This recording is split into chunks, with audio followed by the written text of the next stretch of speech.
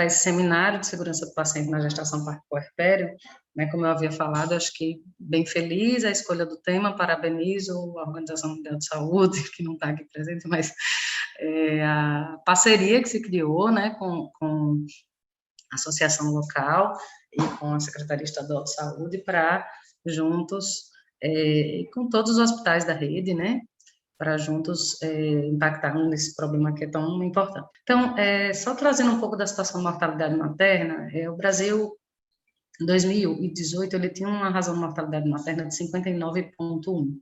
A meta para o Brasil é que em 2030, de acordo com os Objetivos de Desenvolvimento Sustentáveis, que até 2030 o Brasil atinja uma meta de ter menos de 30 óbitos maternos por 100 mil nascidos vivos. Para vocês terem um parâmetro, países desenvolvidos, eles não chegam a 2 dígitos nessa razão de mortalidade, então, menos que 10. Então, nós estamos ainda temos uma árdua e longa caminhada para fazer, para enfrentar e atingir indicadores de saúde que sejam compatíveis com a produção de uma saúde mais digna, respeitosa, né, como bem indica aí o tema da campanha, e segura.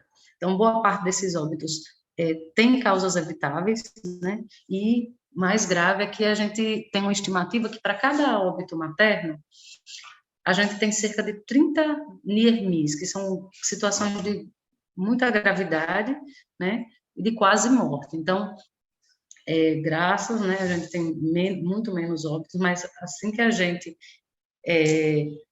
atingir aí a meta de diminuir essa razão de mortalidade materna, a gente precisa pensar não só em diminuir a mortalidade, mas de melhorar a assistência. Então, quando a gente fala em Comitê Estadual de Prevenção de Mortalidade Materna, claro que a gente trabalha o tempo inteiro com o óbito como um evento sentinela, mas o objetivo é qualificar o cuidado desde o planejamento, desde a saúde sexual e reprodutiva, né, o planejamento reprodutivo por meio de acesso a informações e a métodos, até o cuidado neonatal e da criança até pelo menos 1 ano. Vou trazer aí algumas informações com relação aos nossos dados, como eu falei, vou tentar ser bem objetiva, né? Nós temos aí uma razão de mortalidade materna que vinha diminuindo, né, gradativamente. Em 2020, no mundo inteiro, mas o Brasil foi realmente foi o país onde a gente mais, as grávidas, as mulheres mais sofremos aí, né, em relação à mortalidade materna. Em Sergipe, nós tivemos, em 2019, a menor razão de mortalidade materna da história.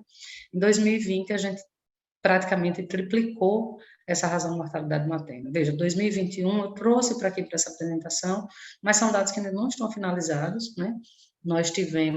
A previsão até agosto desse ano é que a gente esteja, se o ano encerrasse agora, nós teríamos 131 óbitos por 100 mil nascidos vivos. É um dado preocupante. Infelizmente, as condições dessas mortes são condições muito precárias, né? Temos muito que avançar, realmente, como o André tinha falado, né? Com relação ao acesso mesmo a leitos, né? Mas não só acesso a leitos, né? Eu vou tratar disso mais um pouco mais, quando chegarmos nas causas. Então, em números absolutos, a gente trata os óbitos maternos aí, né? Desde 2020, nós começamos a qualificar esse dado aqui em Sergipe, né? Com a criação do comitê, nós passamos a qualificar. Então, apesar de não figurar na razão de mortalidade materna, os óbitos maternos tardios, portanto, os que acontecem após 42 dias, eles também são óbitos maternos, né? E a gente tem observado isso, né? Que às vezes, não, mas foi depois de 42 dias. Sim, precisa ser considerado como materno. Tem países que eu acho que eu gosto de compartilhar essa imagem objetiva, né? Que aqui em Sergipe, cada óbito materno que aconteça mobilize toda a sociedade para que a gente se indigne com isso, né? Que a gente se indigne, se junte e busque identificar o que foi que aconteceu de errado, para que nunca mais aconteça. Claro que vão acontecer óbitos inevitáveis, né? Mas, como eu falei, boa parte desses óbitos são evitáveis, né? Então, a gente, em 2020, né, na vigência da pandemia, como ainda estamos, nós publicamos, a Secretaria Estadual de Saúde, por meio do comitê, publicou uma nota reforçando a importância de esses óbitos serem notificados. Então, isso é um avanço importante, porque os hospitais não tinham a comunicação direta com o CIEVS, e a partir de 2020, o CIEVS, aqui na SES, passou a receber. Então, aconteceu um óbito materno no serviço de saúde, ele deve, em 48 horas, notificar o CIEVS ele direciona para a vigilância do óbito aqui na própria Secretaria de Saúde, e nós procedemos ao processo de investigação, né? Junto ao município e ao hospital também. Se a gente for comparar aí mensalmente, trazendo esses dados aí com relação a 2019 2021, né, a gente abriu um número maior de óbitos comparado com 2020, em junho quase o dobro, né, em agosto também, mais que o dobro, enfim, em 2020 não houve óbito materno em agosto. Então, a gente tem acompanhado isso mês a mês, não tem tido uma mudança significativa, não tem uma associação do mês necessariamente com a morte. Né? Nos chama a atenção que os óbitos maternos eles aconteceram em todas as regiões do estado de Sergipe. Né? A gente teve no município de Aracaju um número realmente alarmante, né? Maior concentração, foram 7 óbitos maternos até 42 dias, mais um materno tardio até o momento, né? O município está empenhado aí na investigação, esperamos, mas em todo o estado nós tivemos óbitos maternos, vejam aí, maternos tardios e descartados, o que a gente tem, eu trago isso para cá porque mesmo que a gente, às vezes, está lá no preenchimento, né? Morreu até 42 dias no preenchimento da DO, morreu até 42 dias após o parto, ou até de 42 dias a 1 ano, esse campo que é preenchido na declaração de óbito, ele é fundamental para a gente poder pegar essa informação no sistema, captá-la e ir atrás para poder investigar se foi um óbito materno mesmo ou se ele foi um óbito de uma gestante ou puérpera por uma causa incidental, como, por exemplo, um acidente de trânsito,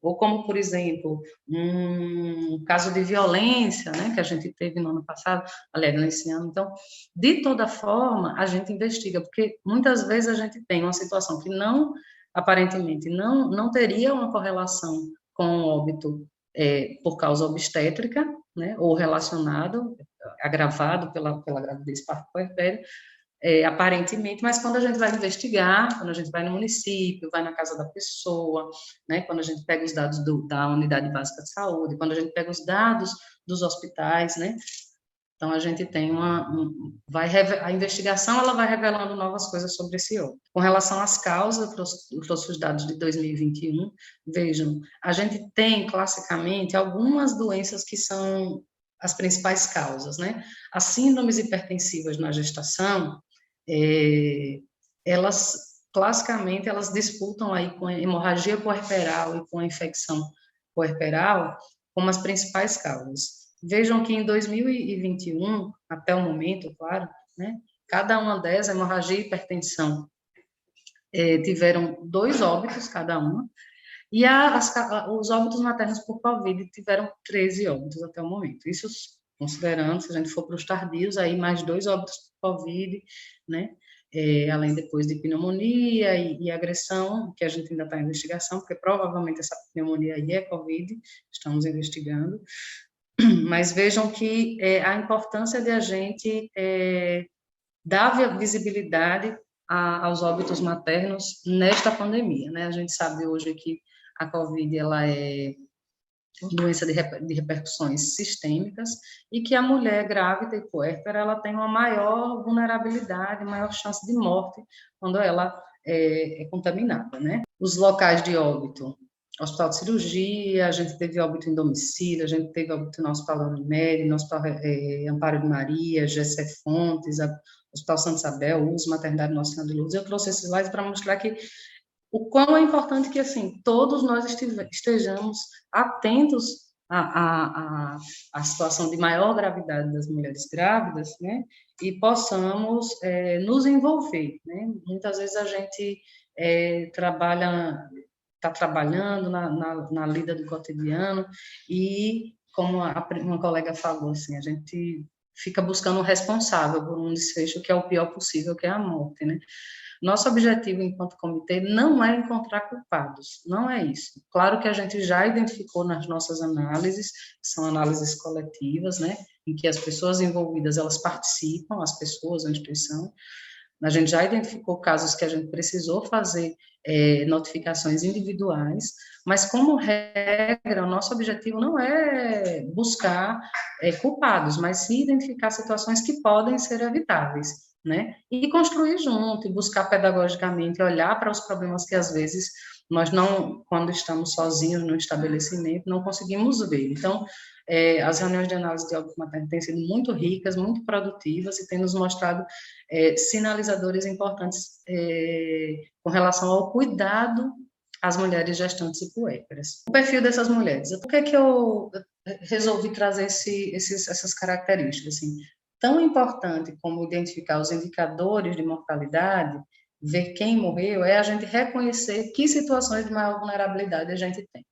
Né? Então, a gente tem acompanhado aí os estudos crescentes na área da saúde coletiva, na área da saúde, né? Fazendo interconexões entre raça, cor, situação socioeconômica e vulnerabilidade para os mais diversos eventos em saúde, como, por exemplo, morte, né? Mas também violências obstétricas, morbidade de diversas naturezas. Então, vejam, se a gente identifica, a gente percebe aqui, entre os óbitos maternos de 2020, 73% foram pretas, mulheres pretas ou pardas. Boa parte dessas, mais de 60%, eram empregadas domésticas ou donas de casa, ou seja, mulheres que muitas vezes não tinham um vínculo formal, né, não tinham um trabalho formal, poucas dessas tinham profissão com carteira assinada, né, poucas das mulheres que foram a óbito. 55% dos partos foram partos cesáreos. Então, só para finalizar a parte do materno, veja, é importante que a gente identifique o perfil dessa mulher. Então, a mulher que tem suspeita de Covid em plena pandemia, né? Se ela tem algum quadro gripal, teve contato e está com algum tipo de sintoma ainda que seja inespecífico, né? Se ela é uma mulher preta ou parda, se ela é uma mulher desempregada, se ela é uma mulher da zona rural, a gente tem que ligar os sinais, sabe? Tem que deixar o alerta ligado e usar aquele princípio do SUS, que não é teórico, ele é do dia a dia, né? Que é a equidade.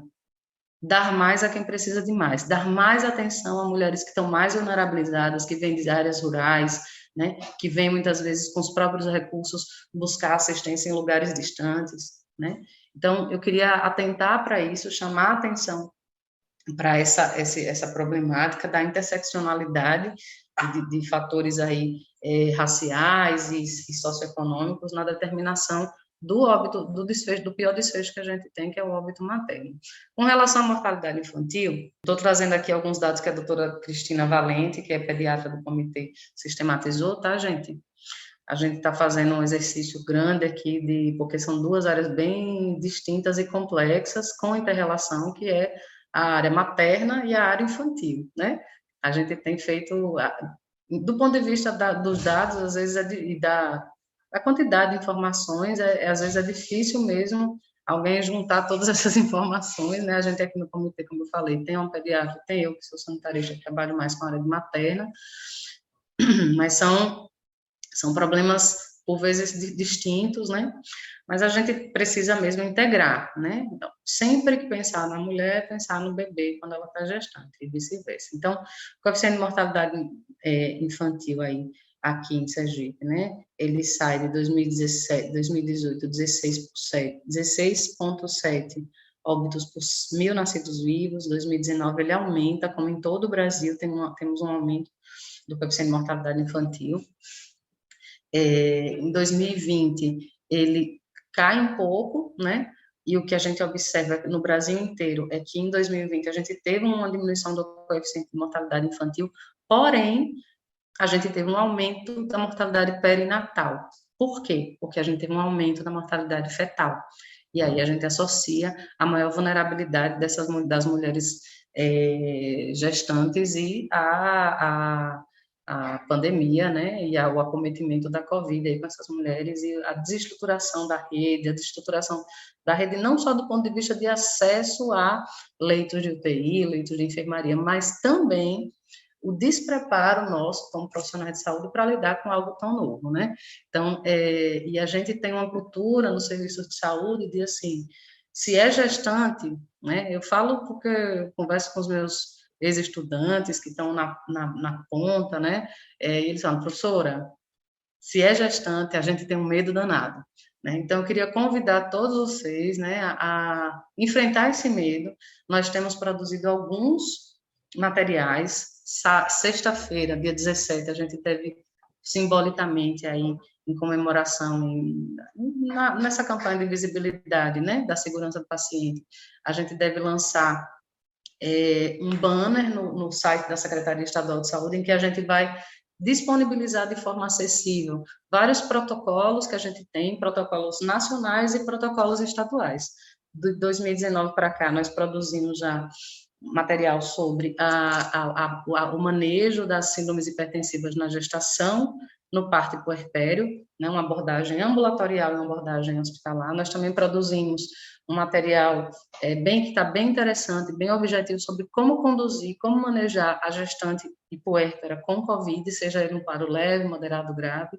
Então, a gente deve, sexta-feira, dia 17, lançar esse banner. Eu vou ainda aqueles passos lá que o André Veiga compartilhou, né? Eu acho que eles são bem importantes para atualizar que, além de fazermos o enfrentamento da mortalidade materna e infantil, nós precisamos humanizar o parto. O termo que a gente utiliza agora, né, quando a gente estava lá na Rede Cegonha, o Max fez referência aí, né, na vigência da Rede Cegonha, né, em que a política ela era mais exuberante. Hoje a gente tende a mudar o nome aí, né, chamar de, ao invés de Rede Cegonha, Rede Materna Infantil, mas os princípios, eles são praticamente os mesmos, né? Então, enfrentamento de situações de violências obstétricas, né? E qualificação das práticas, né? A incorporação de boas práticas que muitas vezes não dependem de nada além do que atualização e vontade de fazer diferente, né? As evidências científicas estão aí, a gente tem acesso facilmente, então, mudar a cultura mesmo de prestação de serviço e de assistência a um evento que tende a ter um bom desfecho, na maioria das vezes, né? E tende a demandar de nós, profissionais de saúde, paciência, capacitação e respeito às mulheres. Aí eu trago um comparativo para vocês verem aí, né? Os coeficientes de mortalidade infantil, neonatal precoce, neonatal tardio, pós-neonatal. Vocês veem que o pós-neonatal, ele realmente é bem menor, né? A gente tem aí a prevalência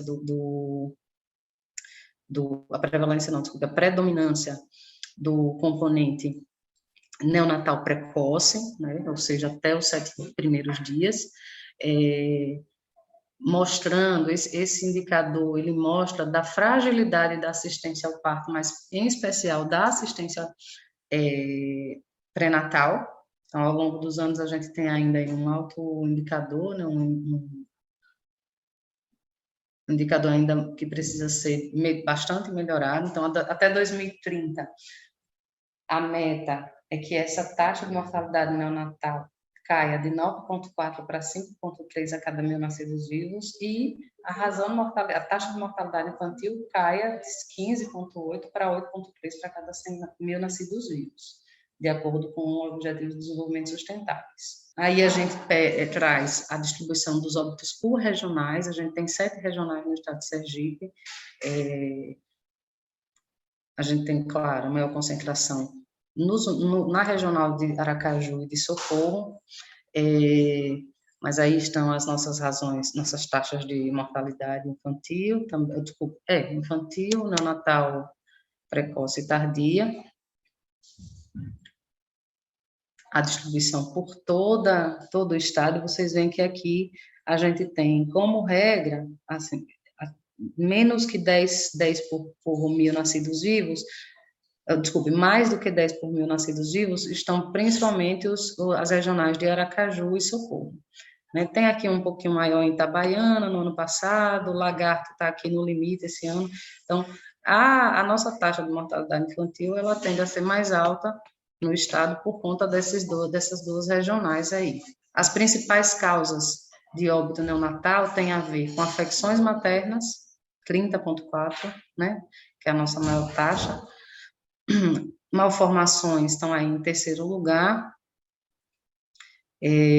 mas chama atenção aí tanto as afecções maternas, que tem a ver com pré-natal, as hipóxias, que tem a ver com cuidado, assistência ao parto, bem como desconforto respiratório do RN, as infecções, 8,5% aí, que são preveníveis na gravidez, com diagnóstico precoce ou tratamento adequado, né?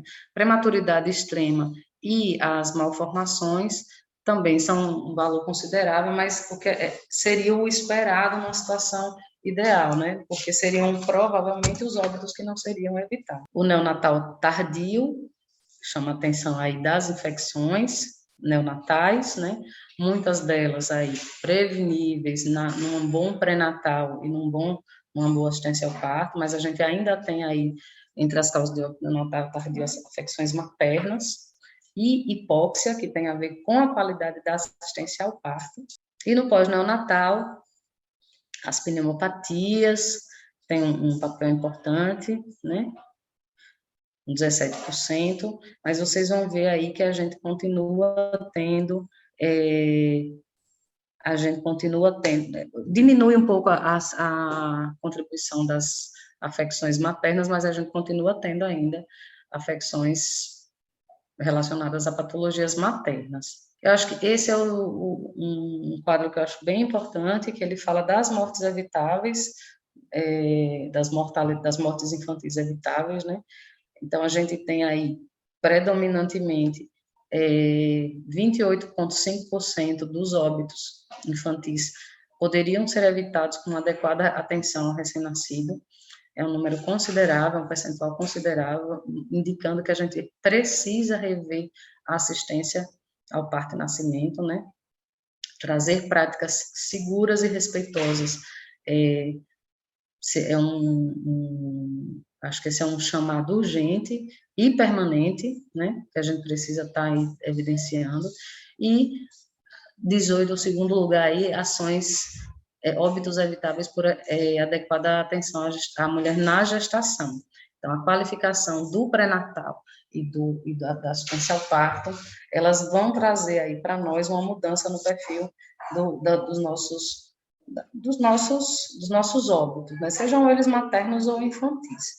Né? Eu trago esses pontos, gente, e queria deixar como considerações finais, primeiro, a parceria que a gente precisa ter na investigação dos óbitos, e a parceria que a gente precisa ter na organização da nossa rede. Muitas vezes, como eu tinha dito já, e vou reforçar, a gente consegue ver muito de onde a gente está os erros do outro, né? Então, se eu estou no hospital, eu vejo muitos erros da unidade básica de saúde. Qual é o convite que eu queria fazer? Que a gente tenha, exercite e se aprimore em olhar para os erros que nós estamos cometendo nos lugares onde nós estamos, porque é nesse lugar que a gente pode mudar as coisas. A gente é difícil mudar os processos de trabalho do lugar onde eu não estou, concordam? O lugar que eu estou é o lugar que eu consigo mexer. E muitas vezes, na assistência ao parto, o que a gente precisa é de vontade. Muitas vezes, claro que temos problemas, sim, com relação à estrutura, né? Mas a qualificação e a vontade de exercer aí uma ação efetiva no cuidado das pacientes, né? Com revisão de processo de trabalho, de relação entre colegas, né? De incorporação de práticas que são mais seguras. Então, isso eu acho que é uma coisa que está sob a governabilidade de cada trabalhador, de cada núcleo de segurança de paciente de cada hospital. Então, convite para a gente fazer essa parceria. Nosso pedido também é que, quando e se acontecer um óbito na sua instituição, um óbito materno, que suspeite que seja materno, acione o nosso CIEVES, que é a Central Estadual de Acompanhamento de Eventos de Notificação Compulsória e Emergencial, né?